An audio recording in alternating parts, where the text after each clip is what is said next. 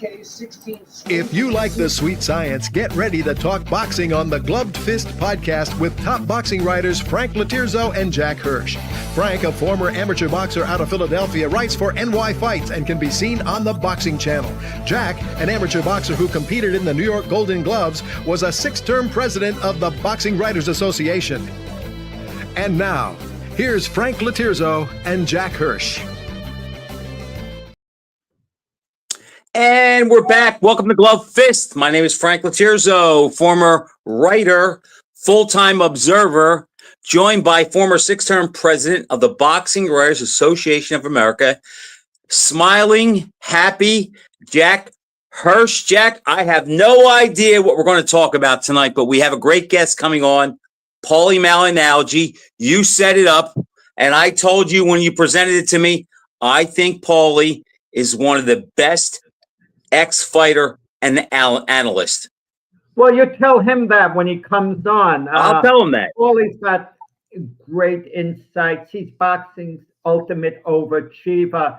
And when I tell that to Paulie, I assume he's going to take that as a compliment because it is the highest compliment. But Frank, before we talk about the big fight, Terence Crawford and Canelo Alvarez, we got to let you get football out of your system. The NFL season is here, and you'll vent, but I do owe you an NFL apology. I question you on the Miami Dolphins. You compared them to heavyweight Joe Hipp. When I said, what heavyweight would they be? I thought they were more like Henry Clark, competent, so on, perhaps. But Frank, are they even as good as Joe Hipp? Jack, you could make a case that there are 25 teams better than them, and there are 20 quarterbacks better than their quarterback. All I can say is this. The Dolphins are a very dysfunctional organization. They need basically a new owner, a new GM, a new coach, and a new quarterback. Other than that, they're okay. Unmute yourself. As for the Jets, if I had to compare them to a heavyweight, we get names from the past, maybe Jack Bodell, something like that. But whatever. Can we agree? Bad day for teams. But the big fight is Saturday, Frank. But somehow, this great matchup, Canelo and Crawford, I don't think it's creating the buzz of some other super fights. Am I missing something? Jack, I think we'll have a better read on that on starting tomorrow. I think it'll start when everybody starts arriving. But before we get to that, give me a Super Bowl pick. I'm going to go right now, Eagles over the Ravens. No, well, I already have my pick, the Ravens over the Tampa Bay Buccaneers. Okay. All right, now that's out of the way. Jack, I think starting tomorrow, this is going to get momentum because there are so many plots here, Jack. Nobody knows what's going to happen. We have Crawford moving up basically 3 weight classes. He's only fought 1 time in the last 13 months. His last fight was his first fight at 154. Look, I think he looked better and did better than you do. But the bottom line is he did not look all world in that fight. And he's fighting a guy now that I think is so motivated. And I think Canelo understands, Jack, that his legacy could be on the line here because when we look after this fight, the 4 best guys he fought, Mayweather, Bivol, Golovkin, and Crawford, if he loses to Crawford, you can make a case that he's 0-4 against those guys because the most meaningful fight he had against Golovkin, he lost, even though it was a draw. We have a big difference of opinion, you and I, as far is who needs to win this fight more. And to me, it's Terence Crawford. And let me explain why. No matter what Canelo does, he's never going to be considered on the same level as a Sugar Ray Leonard, Marvin Hagler, Roberto Duran. Agreed. Crawford, no matter what he does going forward at this point, because he's been tarnished a little in past fights. Terence Crawford, if he wins this fight sensationally, especially sensationally, we're going to have to think about putting him truly in the all-time great company. Canelo, you can make a case for him based on body of work. Canelo's like the baseball pitcher who amassed over 300 victories in his career, but he's not your dominant, all-time great pitcher. And Canelo's not your all-time great dominant fighter. You put him in against Sugar Ray Leonard, virtually everyone's going to pick Sugar Ray Leonard to beat Canelo. Virtually Wait everyone. 1 second. At super middleweight? Let's say the weights were even and Leonard could go up and Leonard's in his prime. Let's say all factors equal, weight's the same thing. Most people, you want to know the truth of the matter is, most people would pick Leonard as a junior middleweight to beat Canelo as a super middleweight. Okay? I'm not sure about that, Jack. You're putting too much emphasis, Frank. You're putting too much emphasis on weight. A little too much. And don't get me wrong, weight's important, but think of the past, Frank. Fighters always gave away pounds. With your logic, you would have thought, oh, Jake LaMotta might be too strong for Sugar Ray Robinson, and he was in one fight. But Robinson was better 5 out of the 6 fights. And that's the point I'm trying to make. Jack, I'm just not sure if Sugar Ray Leonard of, say, the Hearns fight or the Duran fight, or what's that? Fight. Okay, of the Kaluli fight. If he was moving up to fight this Canelo, I mean, he's clearly the better fighter, but I'm not sure that he beats him. I would probably give him the edge, but I don't think it's etched in stone. The Leonard of the Hagler fight would beat any version of Canelo. Probably. Okay. But look, we both agree that Leonard... Probably. Okay, there's some doubt there, which is fine. But my point is this.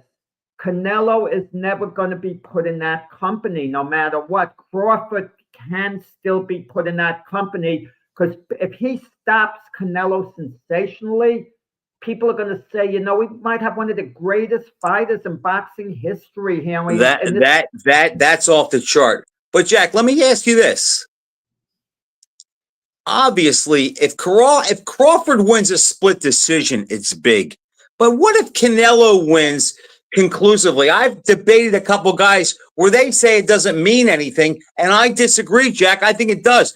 Canelo is a generational talent. I'm sorry, Crawford is a generational talent.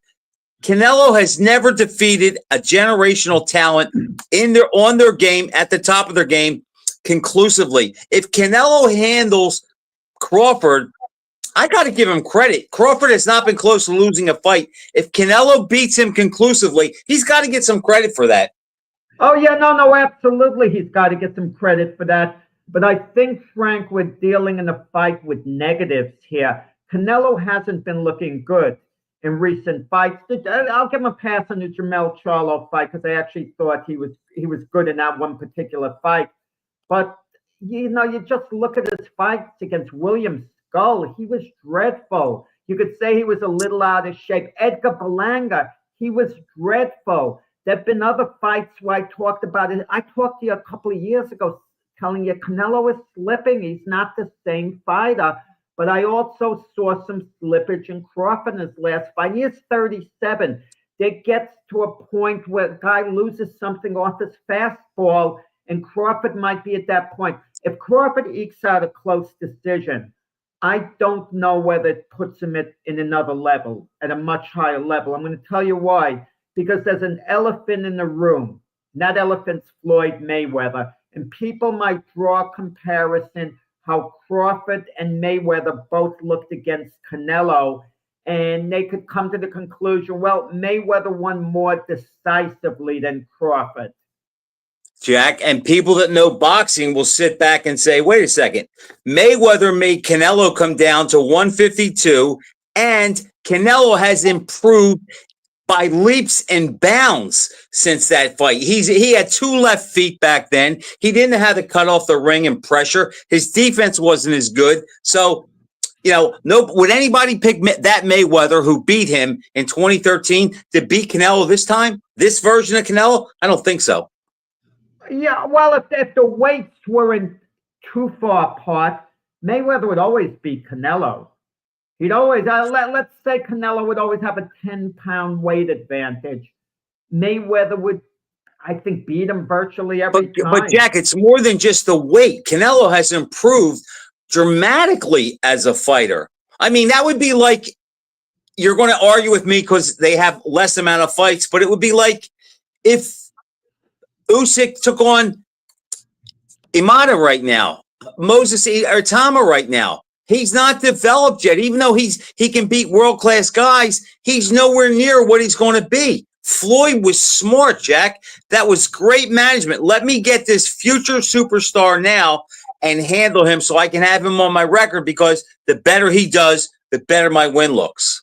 I don't think Floyd was thinking that way at the time. I mean, Jack, there's no doubt he was. I'm not no sure doubt. when Floyd became obsessed with the unbeaten record. And after he beat De La Hoya. And being even at the De La Hoya fight, Mayweather needed it to be a breakout star. That was a super fight, and Oscar actually was the A side in that fight, and Floyd was 1A. So he kind of needed a mega event, and he got it with a past his prime De La Hoya. And that was a fairly close fight. You know what that showed me, Mayweather, De La Hoya? If they fought 3 times, it would be 2-1. Either way. I agree with that. A peak De La Hoya in its prime. But I think you're crazy, Jack, to think it wasn't Mayweather's head to get that win over Canelo before he really got good and filled out as a fighter. Plus, he made him come down to 152. And everybody can say, well, you know what? It's only 2 pounds.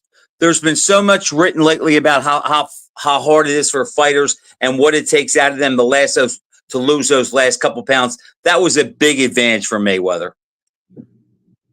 Oh, definitely. But my point is Mayweather, the elephant in the room. Now, Canelo's been bringing up the topic, well, who's Crawford beaten? And obviously, Crawford had a monster win over Spence. He hasn't been given credit for it because now people are saying Spence was damaged goods. Never mind the fact that Spence fought a couple of times after his accidents. And, beat good fighters like Danny Garcia. Okay, I mean, tough guys. And Sean Porter. Right, and Sean Porter, exactly. And he's just not given the credit for that, Crawford. But when you look at Canelo, who has best wins against? He beat a number of really good fighters, but they were close fights. The Golovkin fights, the first 2 could have gone either way. Golovkin probably deserved the decision in the first fight. The second, I don't think there's any probably, Jack. He clearly beat Canelo the first fight. In the second fight, you can make an argument that Canelo won. Golovkin, exactly. A draw may have been the best verdict. He beat Danny Jacobs legitimately, but it was Canelo, but it was a close fight. A little later in Danny's career. Yeah, Erislandy, Lara, Austin Trout, nail biters. You can argue that Canelo legitimately won those fights, but they were very close. So what's his signature win? That's a really good question. So Crawford has one and Canelo doesn't. In a sense, yes. Well, I mean, but this fight is dealing with negatives to me, Frank, because Crawford's age 37.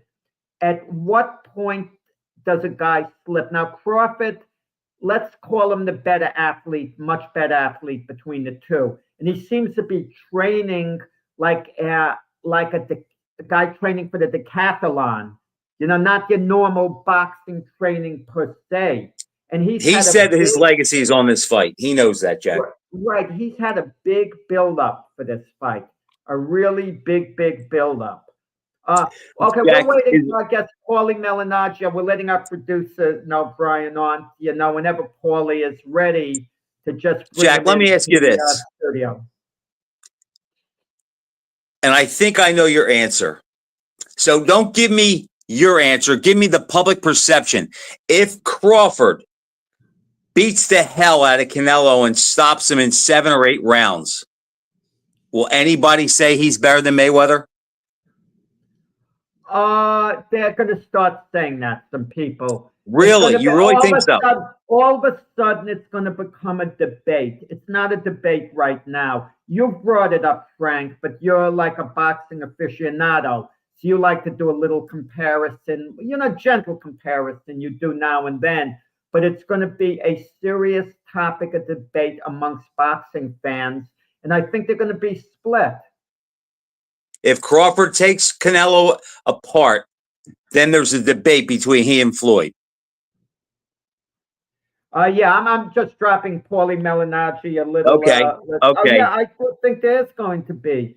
See, I think Crawford's a better fighter now, but if he doesn't win this fight, nobody will say it. Where if he wins this fight, and I'm going to tell you this, Jack, here's the narrative after the fight.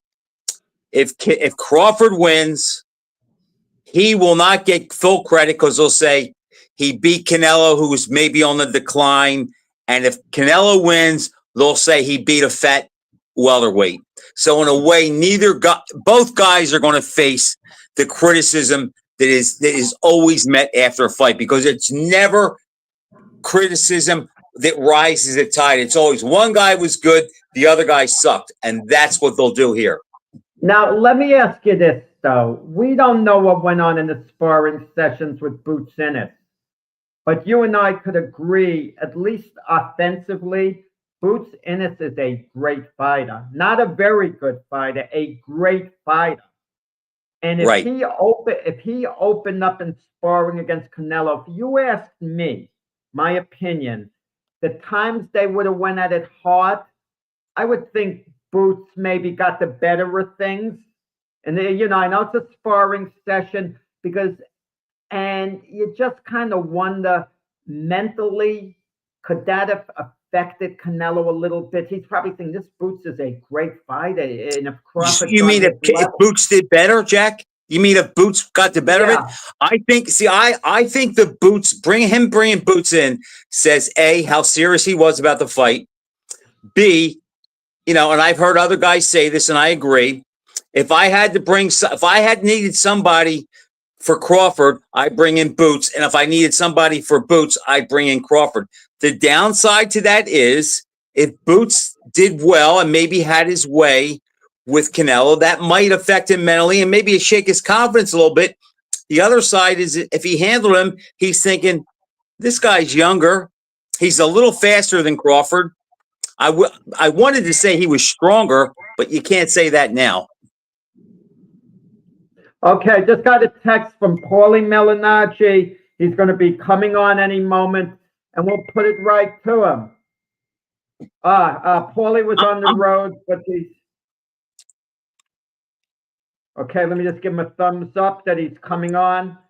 Okay, super. Okay. Jack, I am psyched for this fight because I really don't know what's going to happen.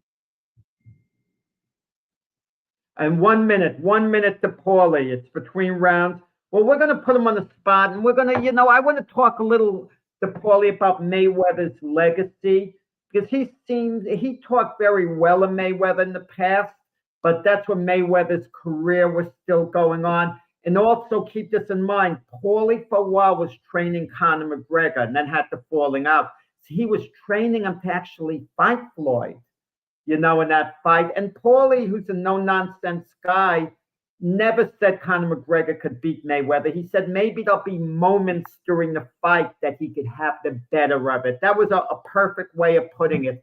It was. Small pockets, where he does really well. And, and it would have served, McGregor could have Paulie there the whole time. But absolutely. But the good thing about Canelo and Crawford, it's on Netflix. But you won all the competition with sports. There's college football going on.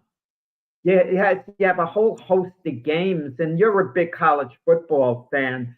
And Jack, as we're waiting for Paulie, I'm going to see what the card looks like that night and see if there's any big games on late. Well, early in the day, there's an IBF welterweight title fight. Paddy Donovan, who we had on this show, he's fighting Lewis Crocker for the vacant IBF title. So that's all right, Jack. Saturday night at 7:00, Missouri plays. They're ranked, but they don't play anybody. Is there any two ranked teams playing? It's 7:30. Jack, the big game. But the big game and it's a big game Saturday night at 7:30. I don't know if it'll affect the fight, but you have 8 Notre Dame playing Texas A&M, and that's becoming a rivalry. Notre Dame coming off a loss. I don't think that'll interfere with the fight. Probably comes on right after. Netflix is going to show the undercard beginning something like 3:30. Let's hope they have a picture, unlike they did with Tyson and Paul.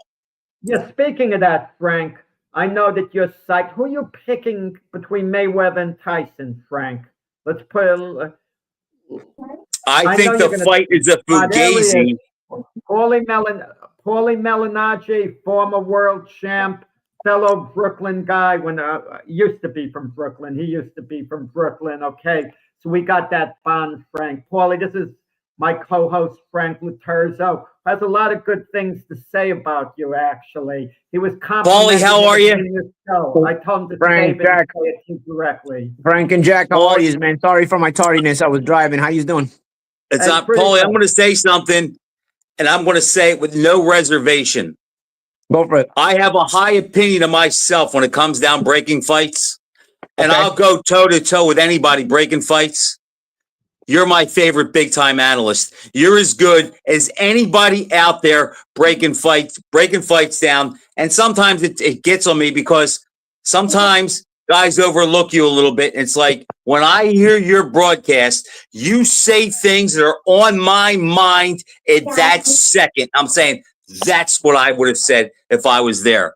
So I'm glad to have you on tonight. And when Jack presented me with the idea of who to come on and he mentioned your name, I said, let's get him. Yeah, man. My pleasure, man. I appreciate the compliments, guys. I really, really do. Thank you. Yep. Paulie, time permitting, we're going to talk, a little about your career. And you're still active as a bare knuckle fighter. Yeah, right? yeah. I retired from boxing, still active as a bare knuckle fighter. It's a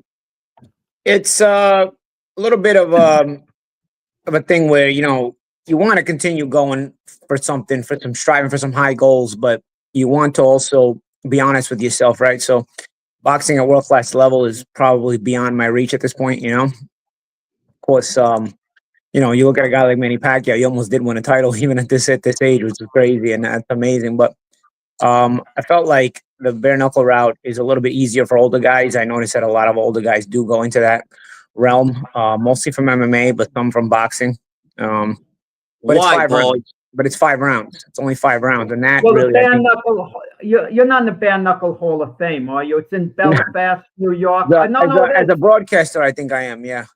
Belfast, New York, upstate New York. I was going to go there when I was at Canastota. They told me about it, and then they told me to wait to get up to Belfast. You're driving about an hour along winding roads in the middle really of interesting, nowhere. Though, Jack. It's an interesting place because they have John L. Sullivan's place of training over there, and they have the house to kind of the way it was, and they kind of walk you through, how he used to live and how he used to stay. And he was a interesting character, I'll say the least. And it's an interesting place to visit. Nice little town as well. I had a good time when I went. Paulie, I have two. Go ahead. I have 2 things that I want to get out of one regarding yourself, and the other one about something I hear said all the time about this Canelo Crawford fight, and I want your opinion on it. But let me ask you about the bare knuckle first. Now, when you were a pro fighter, you were not known as a puncher. Do you think fighting with the hand wraps on gives you an advantage now? I think speed and accuracy gives me an advantage. The disadvantage is possibly breaking my hands, right? That's the problem I ran into in the first bare knuckle fight I did.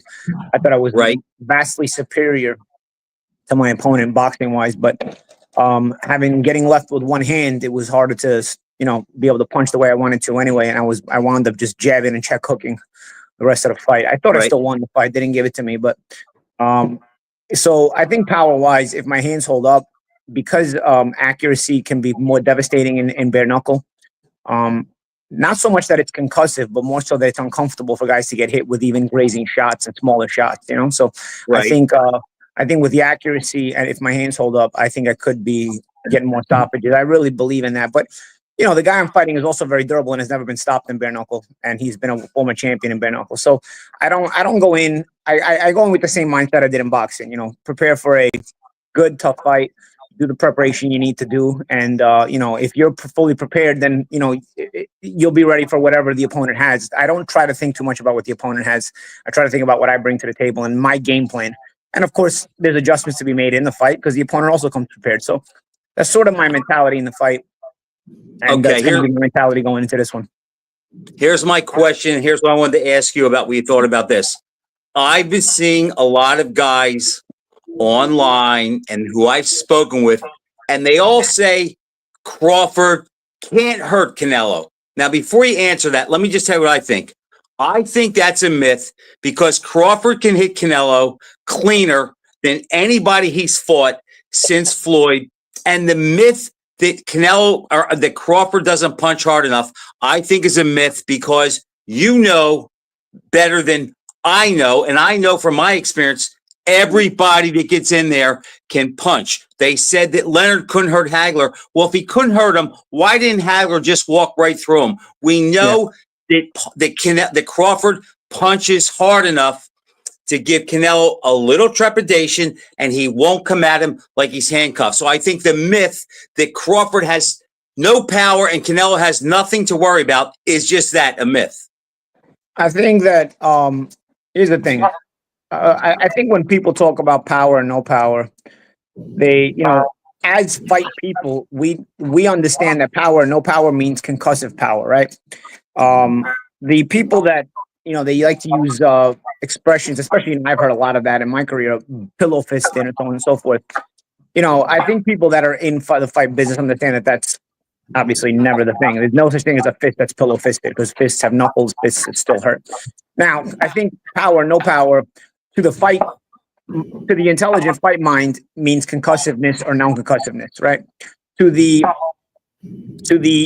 layman or even the casual, they think no power means that literally it doesn't hurt. It's literally like it's getting hit with something soft. So I think we have to, when we make that differentiation, the casual becomes the idiot, right? Because any fist, and if anybody who's even been in a street fight, anybody who's been in anything knows that any kind of fist balled up hitting you in the face doesn't tickle, it still bothers you, even if it may not be concussive. So from that perspective, every punch is uncomfortable. Now, when they're not concussive, a fighter is trained to be able to deal with it, take it, and stay with the game plan. When they're concussive, they obviously offset anything you're doing because now you're wobbled and so on and so forth. So we got that out of the way. Do I think Crawford can concussively bother Canelo? No. But because we saw Golovkin not be able to do it, we saw a lot bigger punches not be able to do it. But I do think Crawford can make it uncomfortable by being sharp, accurate, and the sharpness and accurate shots, especially when you don't see them coming, when they're offsetting you and timing you. I think they can make you uncomfortable because you don't want to keep getting hit with them because they bother you. Even though they're not concussive, they still don't tickle. They bother you. Their fists, like I just explained. And I think that can offset you in a way. But I think, in my opinion, where Crawford can hurt Canelo is to the body. I think Crawford is an underrated body puncher. I think he's hurt some guys to the body well, and surprisingly, I think in some aspects, I think he's broken down guys to the body. He's gotten stoppages to the body. If you remember the Julius Ndongo fight, I think Canelo can be susceptible downstairs. A lot of body punchers are. And I'll say this: I think that Crawford also being able to switch to both sides, lefty and righty, also offsets some timing and create some timing issues for Canelo, and buy Crawford himself some time off the pressure. Because Canelo may want to pressure, but now all of a sudden you have to get a different look. You get a change of stance. There's a different look. You all of a sudden can't press a guy the same way because now you have to get used to that different look. And then he changes the look again. He changes the stance again. So I think there's different ways to offset Canelo. I do think Crawford can hurt Canelo. I would be surprised if it's a stoppage. I'll be honest with you. But unless it's Crawford stopping, unless it's Canelo stopping Crawford. But I also wouldn't be surprised here because I think Crawford is vastly superior to Canelo. And I will say this because I could be stepping on my own toes here. I never would have expected Crawford to hurt Spence the way he did. Because I thought and that shocked me. That Crawford had that. He was a puncher in that fight. Yeah. Firepower, dropped Spence even with a jab. Now, it is we can say, was it the same Spence that it's always been? We don't know. Because then in the Madrimov fight, his power he had trouble offsetting Madrimov and his pressure and the way he was stressing Crawford, and it became a tough fight. I will say this. I'm not really big on Canelo. I don't think he's been at world-class level for a while, which is why I think he's been fighting subpar opposition on purpose, and he's gotten away with it. Had he been forced to fight the mandatory contenders he was supposed to fight, guys like David Benavidez, guys like David Morrell, he wouldn't even be in this position to give us this fight to begin with. So it's a guy who's been hovering at mediocre level, pretending to be at world-class level for several years now. So this is why, to me, Crawford does have a chance. So when I tell you this, it's not going to sound as crazy. Madrimov at this point, even at 154, is a better fighter than Canelo is at 168 at this point. I'm not saying at Canelo's best, but I think Madrimov at this point, the way he was able to trouble Crawford and think with Crawford and be on the same wavelength IQ-wise and physically, I think can match Crawford physically and intellectually better than Canelo can at this point. Not that Canelo can't do it intellectually because Canelo has a lot of experience, but I think physically, I don't know if Canelo can bring that kind of versatility to the table anymore at this age. And I think that can bring something out of Crawford. Crawford, don't get me wrong, he's not spring chicken either. He's older, but he seems like that he still has more versatility. That's kind of how I'll break it down. And obviously there's questions to be asked and obviously there's debates to be had, and we'll find out this weekend. But I think that's my thinking going in, you know? But Jack, Paulie, I'll shut up. Oh, go ahead, Frank. Let me just try. So, Paulie, basically, you were very eloquent. You said, but you basically said, the way I took it, that Crawford has the power to give Canelo trepidation. And if he gives him trepidation and he forces him to think, that's advantage Crawford.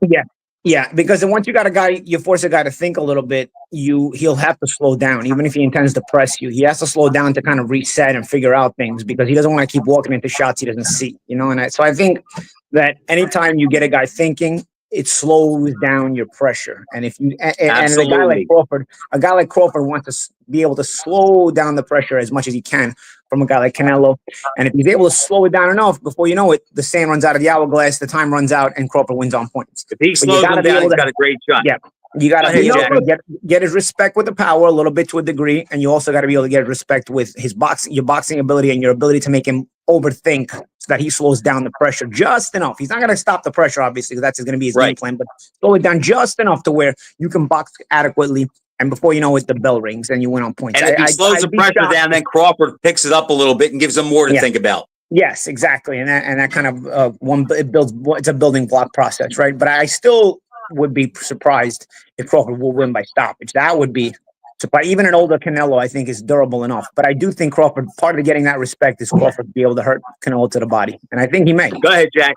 But who would have ever thought that Canelo would hire Boots Ennis as a sparring partner, and Ennis would accept it? Now, I can't imagine Ennis going to camp and just following Canelo and basically acting the part of a sparring partner. I'm sure they had to have some hard sparring sessions. Boots Ennis is one of the best defensive fighters in the sport. What did that do to Canelo negatively? I'll say this. I think with Ennis, he was brought into camp because he switches. He's a switch hitter. I think that was mainly to get that part. I think in dealing with that, bringing in Ennis was intelligent because, you know, you got a guy who switches pretty fluidly. I also know Canelo has Darrell Valsaint, who's over at Pro Box where I work, and has been a solid prospect over there, who also is a solid switch hitting guy. So Canelo brought in two really good switchers. I'll say that. I'll preface it with that. And I think that the sparring is going to be intense. I don't think that kind of sparring doesn't come with intensity. But I think in having seen Boots enough now through the years, we have seen that he's strong, he's intense, but I don't quite see him with the versatility Crawford has. I don't quite see it, you know. But I think it's a brilliant move for Canelo to bring in very good switch hitting guys. I think to match Crawford perfectly, obviously, is impossible, right? But I think you bring in two switch hitting guys who are super skilled. I think is really good preparation. And I will say Canelo bringing in Valsaint and Ennis into camp as a solid switchers that they are. I think that's a good move and it's an intelligent move. And I think it will prepare him about as good as it's going to prepare as he can be prepared. I think Frank had a little technical difficulty. Yeah, I heard some background noises. Frank and myself, we talked about legacy for this fight. who's it more important to win this fight? To me, I say it's Crawford, and I'm going to tell you why. No matter what Canelo does in this fight and going forward, he's never going to be put on a level of, let's say, Sugar Ray Leonard, Marvin Hagler, Roberto Duran. But if Terence Crawford should win this fight sensationally, all of a sudden there's going to be a debate going on. Who's better, him or Floyd Mayweather? Yeah. He's going to be entering a new territory where they're going to compare Crawford to the all-time greats. So I don't want to hear from people that, well, if Crawford loses, they'll say he lost to a bigger man and they'll give him a pass. No, they're not going to look at it that way. Well, with Crawford, I think what holds him back, and where I agree with you is that he missed out on a lot of the big welterweight fights when he was in the welterweight division because he was basically signed across the street to the other rival company. He wasn't able to get all the big names. Now, granted, Spence beat a lot of those big names, and then Crawford completely whitewashed Spence. But we know, Jack, we always know boxing math doesn't work. Just because Crawford completely whitewashed Spence doesn't mean he would have whitewashed all the other guys. You know, it might, but you know, we don't know for sure. He wasn't able to get in the ring with those guys because he was signed to the rival promoter. So because of that, there's always that little bit of a question mark, regardless of how great Crawford has been. I think he's been terrific, but of course, I'm talking about to the casual critic. You know, they're gonna say, oh well, you know, he didn't really build a resume on a lot of the top welterweights at his time, so now him losing this fight hurts him. I don't necessarily agree, but I could see why somebody would make that argument. I think with Canelo, what you said, he'll never be mentioned on the level of a Duran or Sugar Ray or Marvin Hagler. I'll tell you, nor should he really. This guy made a big part of his resume with controversial decisions and winning fights against naturally smaller guys like Josesito Lopez, shot guys like Alfredo Angulo and Chavez Jr., and not giving rematches when at the adequate time when he robbed guys like Erislandy Lara and Gennady Golovkin. So I don't think there's any way Canelo should be on the same level as the guys you just mentioned. I don't even think he should be on the same level as Mexican greats like Marquez, like Juan Manuel Marquez and Julio Cesar Chavez, to be honest. You know, some people want to put him there. But he's a solid fighter. And I think that where it's important for him is that if he gets beat by this much smaller guy, it looks much worse for him. So I think him winning is not so much going to put him on the pedestal with those guys. He'll never be on the pedestal with those guys. But I do think it could hurt him more because Crawford is a much smaller guy who had trouble already at 154 pounds when he went up to 154 and struggled a little bit in that fight. So I think if he loses to at 168 to a guy who, you know, was in Crawford, who turned pro at lightweight, and also at 168 where he avoided the best contenders while holding those titles hostage and not letting anybody else fight for them who was actually viable and had a chance to win them, I think does hurt him a lot. So I don't think it's important for Canelo because it aids his legacy. I think it's important for Canelo because it hurts him more. It hurts his legacy more, losing this fight. While with Crawford, I agree with you. It's a big fight because he enters that conversation. He does enter that conversation if he wins this fight. So I think it's very important, but from two different perspectives. Crawford can lose, and people will say, okay, he was lost as a smaller guy, but then he'll never enter that conversation. But he does have the opportunity to enter that conversation if he wins. Canelo, on the other hand, even if he wins, will never enter that conversation. But if he loses, his legacy, the look on his career, I think diminishes even more. So I think these two guys, for vastly different reasons, it's a very big moment in their career. But Paulie, there's an elephant in the room, and that's Floyd Mayweather. If Crawford should win a close decision, people are going to compare the two performances against Canelo, and the people backing Mayweather would say, well, he beat Canelo decisively and Crawford just barely got by him. I'm thinking in terms of Crawford can somehow stop Canelo, look sensational, take him out.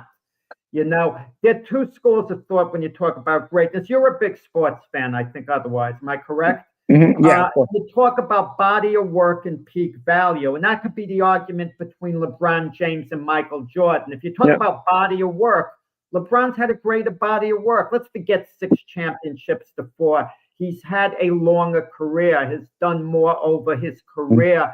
But at peak value, now the discussion changes a bit. Who was better at peak value? You could argue, you know, the argument could shift back to Jordan. And that's what I think you have here with Crawford and Canelo. Canelo's always going to be a body of work fighter, like what he did over his career. He's never going to enter like the peak, value category, to match him up against the Durans and Leonards. But Crawford could actually get their age. I mean, you know about that. The years go by. Eventually, the skills start slipping a bit. I remember what you said when you lost to Danny Garcia. At that point, I thought you half checked out. The motivation didn't seem to be there. Knowing you, following your career, you didn't seem to care nearly as much at that point. Obviously, Crawford cares a tremendous amount about this. But the bottom line is, he's 37. At some point, the slippage sets in. Now, he could train like he's training for the decathlon, put in all this extra time, train like he's a world-class athlete. But at a certain point, it affects you. And also, Paulie, let me ask, this is boxing. No matter how hard he trains otherwise, and Crawford's going to be in phenomenal shape, does it translate to what you do in the ring? Yeah, and that's those are all great points, Jack. When you talk about body of work at the highest level, I always think of a quote I saw one time said on NFL Films, an NFL Films video I saw, where it said, "Great athletes aren't always great, but they're great when they need to be." And it was talking about the likes of Terry Bradshaw and Joe Montana being undefeated in Super Bowls. Mayweather at the highest level was, phenomenal. Ray Leonard at the highest level was, again, phenomenal. Canelo, not so much. A lot of his wins are built up against even the body of work. A lot of his wins are built up against, guys who, he was pretty much favored to beat pretty handily even before the fight. I think at 168, he has some solid wins, but I never thought that, unlike the other guys, I never thought that Canelo was ever the best guy in his weight class. At 160, when he was champion, at 160, he won the 154-pound title against Matthew Hatton. It was vacant. Then he went to 160. I thought Jamal Charlo in his prime at 160 was a very big threat to Canelo, and Canelo chose not to fight him. But then he gave us Charlo threw his own career away. No, but that's Charlo now. I'm talking about Charlo at 160 when he was dominating. I'm talking about that Charlo. We gotta put moments in time when they matter. You can't put Ali in 1981 against Tyson in 1986 because it's not the same matchup. It's still so. Charlo and Canelo had a moment in time where they were both at a hot moment, and Charlo was very dominant at that moment. And they created this champion and recess thing just so they wouldn't have to make that fight because Charlo was the mandatory. But then Canelo ends up giving us the Avni Yildirim fight, and he says, "Oh yeah, I had to fight him because he was the mandatory." No, you didn't, because if that was the case, if it was about really honoring mandatories, you would have fought Charlo, right? So I thought that was always an iffy thing where that Charlo at that moment right there was a very big threat to Canelo, and Canelo chose not to fight him. Then at 168. I thought he did very well. He unified against some very good fighters, but there was always that boogeyman, Demetrius Andrade, in the weight class, who in his prime was dominant and was avoided by everybody. And Canelo gave us the "no, but you don't sell." Remember the post-fight press conference? Yeah. You don't sell, nobody knows you. But then again, Canelo also decided to fight Rocky Fielding at the same weight class. So really, is it really about not selling, or are you just ducking the best fighters? So I can go tit for tat here. When in terms of building the body of work guy, if you look at the body of work from a microscope, it's still it's a world-class fighter, but how much body of work are we really looking at? If Alfredo Angulo was shot, Josecito Lopez was 140-pounder. Julio Cesar Chavez sucked to begin with, and was there just because he was his father's son. You gave us pay-per-views against these kind of guys. The Danny Jacobs fight, solid win. So we do know it does establish Canelo at a world-class level. Wins like over guys like Danny Jacobs, over guys like Caleb Plant, over guys like Callum Smith. At the time he beat them, they do establish a world-class level. But that's where I look at the body of work and agree with you, Jack. But yeah, big moments. I don't think he beat Golovkin ever in any of the fights, and he didn't rematch. Lara, he should have had an immediate rematch like Mayweather used to have immediate rematches when they were close fights. He never did. And we're here. So that I think that's also why this fight is happening. Had these other fights happened, I don't think this fight would be here because Canelo would have already kind of been swept away, right? So Canelo's they've kept him hovering around because he's a money machine, and that's fine. Okay, I get it. It's a business. But this money machine, you have him hovering around, you keep him floating here instead of have him step on the engine, because if you step on the gas, you're going to overrun him. You're going to overrun the RPMs at this point, right? So you keep him floating against nondescript opposition like Belanga and the likes. of that. And now we're here with Crawford fight. So, when you look at it from that perspective, I think Crawford's been at a higher level and may still be at a higher level. So Paulie, who are you picking? I think if Crawford can get a decision, I have my doubts about whether Crawford gets a decision. I don't think Crawford can stop Canelo. I think he can get his respect enough to beat him. I think it could controversially be go Canelo's way, but I think Crawford may get a fight where he could win a decision. I think Crawford will win. I think the fight goes a distance. You know about that disputed decisions in your own career. Would you advise Crawford's people to start complaining now that they're concerned, go public with it? You could embarrass the officials. Didn't you do before you fought Juan Diaz? Yeah. You lost the disputed decision in the first fight. Yeah. I don't recall. Did you complain before the first fight with Juan Diaz? Yeah. And of course, people were talking. You thought you might get a raw deal, and you were talking about it, and then and then the scoring was questionable. Yeah. I tried to put the pressure on the commission because I knew they had a shady reputation for out of town fighters in Texas at the time. So I tried to put a little pressure on them by outing them before the fight because I felt like I was going to be sharp in the fight and I didn't want to be robbed in the fight in front of this commission. So I felt like if I put them out there and I put a little pressure on them, that they wouldn't have the goal to rob me. And they still did because this is boxing and there's nobody polices it and they'll still do what they want to do, But I do think that it wouldn't hurt for Crawford to, kind of put it out there like, these guys better give me a decision and so on and so forth. I know how they do, so on and so forth. Here's the problem. Typically when you do this, and this is one of the reasons why I think the media are clueless about this sport. I've never really had any respect for the media in boxing. I think they're moronic. And then Jack, on an individual basis, I have a lot of guys I like in the media. But from a knowledge perspective, I really don't really care for the knowledge in the media. I think most media, even a lot of guys I'm friends with, to be honest, don't know shit about boxing, even if they write about boxing but I'll say this.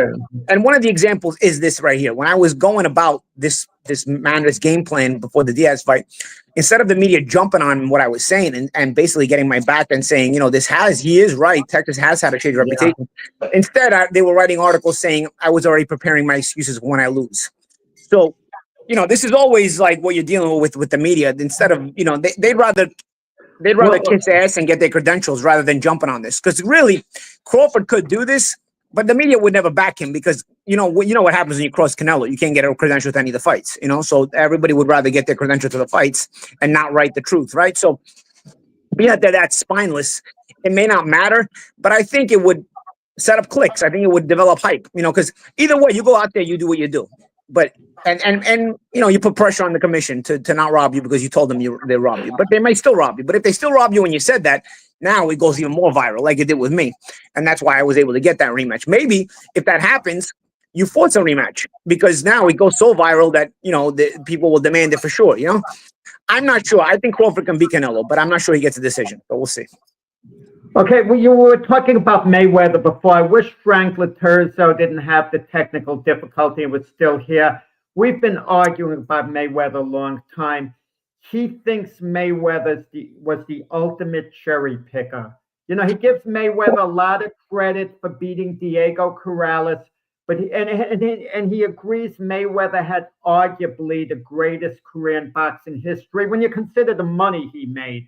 He was able to retire unbeaten, but he feels that Mayweather's career was manufactured to a large degree. And I know you've always been a big Mayweather booster. How great was Mayweather? You put him on the level. Here's my argument on behalf. Here's my argument on behalf of Mayweather. I think with time, because people were always making the Pacquiao comparison, right? Pacquiao did something, they did things that really nobody ever was doing, right? And the way he was doing them, I think in time, more and more people have agreed with me that they thought he was on PEDs. I've noticed that like a lot of people have come to my side. I even heard Crawford talking about this in a recent interview as well. So I think in time, with time being allowing people to step out and see it for what it was, I think more and more people agree with me that Pacquiao was likely on PEDs, but we'll never know, right? So it has to be an opinion. But if you look at anybody but Pacquiao, when they moved up in weight and had success, they had to kind of start picking their spots because the weight classes matter so much. Guys are so much bigger that now you can't just go after the best guy in every single weight class. So why do I give this example? Because if you eliminate the Pacquiao thing, where he was just going up in weight class and taking on the biggest punchers, the biggest threats constantly for 8 weight classes, which of course, again, is unrealistic. And and especially at the pace he was fighting at every single weight class, the lack of defense that he had in every single weight class, you start to see where I'm coming from. I think more and more people have seen where I'm coming from, because you have to be more careful in those aspects. You can't just keep getting hit the way you were getting hit at higher weight classes without going to sleep or without getting beat by these bigger guys. It's not like Pacquiao fought a defensive, masterful performance against Cotto or Margarito or anybody else. You know, he just took all the shots and ate them like they were candy, right? Against bigger, stronger punches. That's not likely clean, you know, from my opinion standpoint. Here's where people lose the Mayweather appreciation, because they compare it to that. But if you look at everybody else that moved up several weight classes, you look at Mayweather at 130, 135. He was the best guy. There was nobody near him. He was the best guy at 130 and 35. He beat Corrales. He beat Castillo, a very difficult Castillo at that time, by the way. A very difficult Castillo. But that was a disputed decision. Harold Letterman, HBO's unofficial judge. Yes, but when you see the way Mayweather when you see the way Mayweather handled the rematch, you do realize Mayweather did have an injury in the first fight. You want to say that's an excuse, but Mayweather also gave him an immediate rematch 5-6 months later, and went on to, in a troubled first half of the fight, pulled some distance between him and Castillo in the second half of the fight and dominated the second fight, and immediately gave the rematch, something that Canelo never does. Okay. And ended up beating clearly a very, very difficult guy, a guy who at that time was very difficult to deal with, and a guy who afterwards was still difficult to deal with and had some very key wins even afterwards against guys like Casamayor and Corrales and Corrales in the rematch and so on and so forth. Once you start going to 40 and 47, do you want to call Mayweather a cherry picker? I thought he beat a lot of good fighters at 147. He didn't hang around at 140 too long. You could say he could have made the Zoo fight, but Zoo ended up losing the hat to Antonio Margarito when here's the thing. Antonio Margarito was considered a beast at one point. Now we know Mayweather was a spanked Margarito. No, but here's the thing. But here's the thing. At that time, here's the thing. He was the equivalent of David Benitez. But was he, or was it the hand wraps? Because once Margarito's hand wraps got uncovered, he never gave it that kind of performance. But at the time, we didn't know that. At the time, we didn't know that. He avoided Paul Williams. But here's the thing. Here's where I'll go with this. Remember Pernell Whitaker winning the 154-pound title. He had won several championships in several weight classes. If you notice, Pernell Whitaker, when he went to 154, it was beyond a weight class it was beyond the weight classes he could really should physically be at. So he was just looking to achieve something for the resume. But at that point, it's beyond your physical ability to be able to compete and campaign at weight classes like that. Mayweather was kind of the same situation. If you look at Pernell Whitaker, when he won the 154-pound world title, he didn't go after Terry Norris. He went after Julio Cesar Vasquez. You understand me? Is it a cherry pick? Not really, because at that moment, you're going to a weight class where you shouldn't even be at to begin with, and you're looking to accomplish something. And Whitaker did that and came back down because it wasn't a weight class that he was really going to campaign at.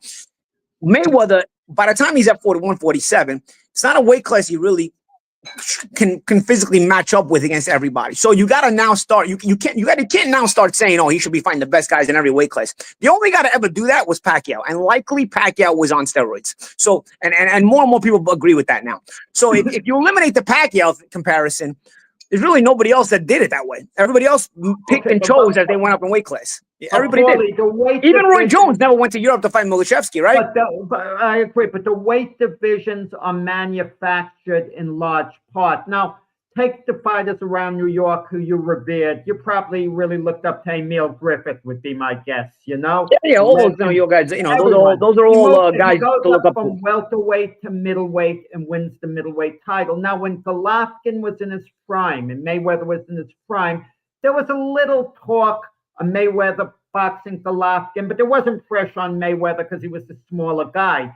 Fight never took place, never negotiated, but Mayweather said it would be easy work for him if he fought Golovkin. That's my beef with him. If you're going to say it's going to be easy work, take the darn fight, because had Mayweather defeated that version of Golovkin, it would have been a legendary victory. I don't think that Mayweather would have matched up well with Golovkin because Golovkin is too big, too strong. Okay, so I think Mayweather saying easy work, it's probably just him trying to sell himself. Again, you got to understand weight classes exist for a reason. I will tell you where my one criticism of Mayweather is, because he went through the PBC gamut, right? He beat the top welterweights at PBC for the most part. He didn't fight Thurman. Spence was still coming up, so I don't even really criticize him for that. But there was one guy who stylistically matched up, and I thought would have always been a nightmare for Mayweather, because he was a nightmare for anybody who boxed him, and that was Amir Khan. Amir Khan was a nightmare for boxers. Amir Khan had difficulty with pressure physical guys, but if you tried to box Amir, if you look at the resume going back, you know firsthand. Not just that. Anybody who tried to box Amir beat some very good boxers, because he was very difficult to box. He was very difficult to time. I myself had a lot of trouble with him. Devin Alexander got a lot of trouble with him. Luis Collazo had a lot of trouble with him. Zab Judah had a lot of trouble with him. We were all pure boxers, right? So stylistically, it's a very difficult thing to deal with. It's not so much, oh, well, Amir lost to this guy, so Mayweather would do this to him. No. You're not timing Amir. Nobody ever showed they could time Amir. Danny timed Amir because Danny Garcia used to punch with you. He wasn't like a slip and rip kind of guy. He was like I'm gonna time it by punching with you, and he caught Amir. That's a different kind of timing. That's not slick boxer timing. Mayweather is slick boxer timing. Mayweather's not, I'm gonna punch with you timing. So nobody ever timed Amir in his prime. Boxers were not the guy. Amir couldn't take a good punch. Amir couldn't take a punch, but you had to catch him with that kind of power shot as well. It wasn't like, you were knocking him down with jabs. Let's face it. The shots that knocked out Amir were also heavy power shots, and they were also pressure shots. There was a debate going on in social media with Mayweather and Roy Jones between the two. Yeah, I saw that. I actually agree with Roy. I actually agree with, and I think, and I give Mayweather flowers, and I defend Mayweather a lot. But I do think stylistically, Amir would have given trouble to Floyd, and I think there's a reason why that fight never happened. I don't knock Floyd for not fighting certain guys, because again, 147 wasn't really his weight class. Just like with Pernell Whitaker, we don't criticize him for not fighting Terry Norris when he won the 154-pound title. I think you have to keep the same standard. Yeah, that wasn't a demand at the time. Doesn't matter. You have to still hold the same standard if you're going to criticize, right? We don't hold that standard. But I like Pernell anyway. Regardless, Amir started at 135, so there was no reason to say, oh, he's too big or he's physically. There's none. Amir and Floyd could have happened. They were in the same stable. They both were ex-lightweights. So if there's something to touch on there, it would probably be Floyd not fighting Amir. I'm not going to go after Floyd for not fighting Paul Williams, Margarito, or even Golovkin, which I think still starts flying off the handle when we start mentioning Golovkin, because weight classes exist for a reason. Paulie, you said something interesting. You were training Conor McGregor for a while until you had a fall. Well, I was sparring with him. I wasn't training him, but I was sparring with him. Yeah. Oh, you were sparring with him. But you were advising him, maybe. Yeah, we were in camp. I mean, we didn't really last that long to say that we were advising him. You said something that I thought was really brilliant. You never said that he could actually beat Mayweather, but you said maybe there are pockets in the fight where he could get the better of it, certain pockets of the fight to come up with a credible showing. I mean, was anything more he could have done had you been with him in camp? I'll tell you what, Jack. I got to be honest with you, at that time, because that was in between sparring session number 1 and sparring session number 2, where I had actually left that camp to go work a show, and the media hounded me, asking me for how sparring was with McGregor, because he had put up a picture. I got to be honest with you, the guy sucked, and he had no shot at beating Mayweather, but I couldn't come back out of camp knowing I was going to go back to that camp and say, this guy sucks. This guy's got no shot. You guys are wasting your time and money on this fight. It's actually a complete waste of time. I can't even believe when I sparred this guy that he's actually fighting Mayweather. What was going through my mind after the first sparring session was, I can't believe how much this guy sucks, and this is going to be a $300 million fight. I am blown away that's a promotion can go to this level for such a one-sided. We only have a minute left. The Mayweather-Tyson exhibition. I mean, how is that going to turn out? I mean, I don't think it's going to sell well. I think the cat's out of the bag. Mike's old, I think Jake used that image already, Is it going to be? Is any of it going to be real or what? Is it going to? No, that's the thing. That's something. That's a good question, Jack. Because an exhibition is not a real fight, so you can actually stage it, right? You're allowed to. They don't take bets on exhibitions. They allow bets on real fights, and that's why Jake and Mike had to become a real fight, because people weren't, were complaining that it could be staged. Well, exhibitions can be staged, or exhibitions can at least be mildly staged in the very least. Or you can say, hey, we'll just work and we won't go that hard. And it's all legal. It's all legal once it's an exhibition. If it's not a real fight, it's all legal. So it can be just sports entertainment like wrestling, where you can stage it and nobody can complain about it. So I don't know if there's people dumb enough to fall for this, but it's an interesting concept for sure. Okay, Paulie, I guess we've run out of time. The final bell rang But Frank Laterzo, myself, we appreciate you coming on. And we could say this with a clear mind. You're our first guest who we have to admit knows more about boxing than we do. Okay? It's all opinion. It's all opinion, Jack. It's all. I just enjoy the discussion. Paulie, former world champion, Paul, and great boxing analyst and great fighter during his time, Paulie Malignaggi. Thanks, guys. Good night, everyone.